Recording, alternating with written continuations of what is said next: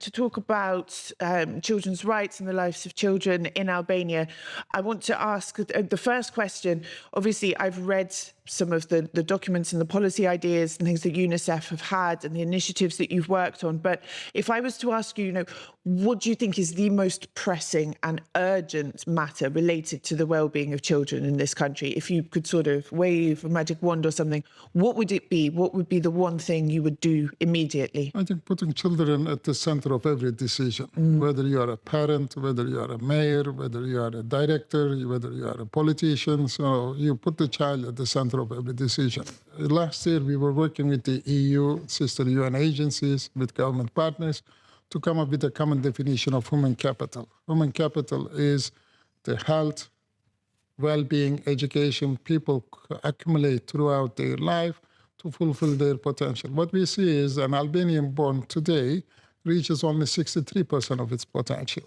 So this means we need to invest more on education, we need to invest more on health, we need to invest more on children. So what I would say is put children at the center of every decision you make. Every morning when you wake up, when you send your child to school, you see how you can be part of that education system. And actually, I was going to ask you about this, the achieving 63% of their potential. The EU average is 70. I mean, that gap is not too big. I mean, but I find even 70 is a bit low. Yeah. I think 70% of your potential, I mean, that's really not. Why are Albanian children falling behind in terms of realising their potential? Is it because the education system has got a bit more work to do? Is it because of poverty? Is it because of lack of opportunity? Is it something wrong in society? What is causing this gap? I think the speed of change in the world is immense. I mean, in the past, when the parents, they know more than their children. Now, the speed of change, the digitalization, the society, the connectivity. So it puts a pressure for children in Europe, in Albania, across the world.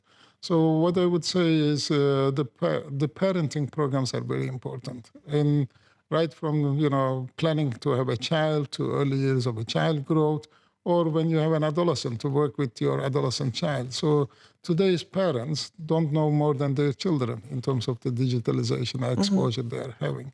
So this is also a challenge that the European families face. When I see the Albania's accession to EU, the accelerated accession, it's super.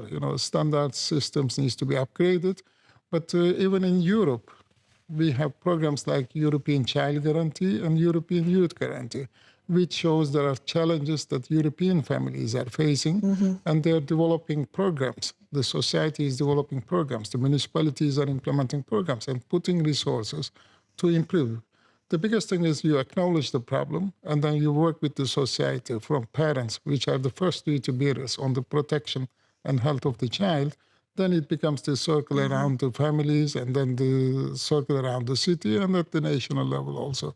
So I would say European Child Guarantee, European Youth Guarantee are programs that are implemented in Sweden, that are implemented in Italy, that are implemented in Germany, are applicable for that standard, but also here.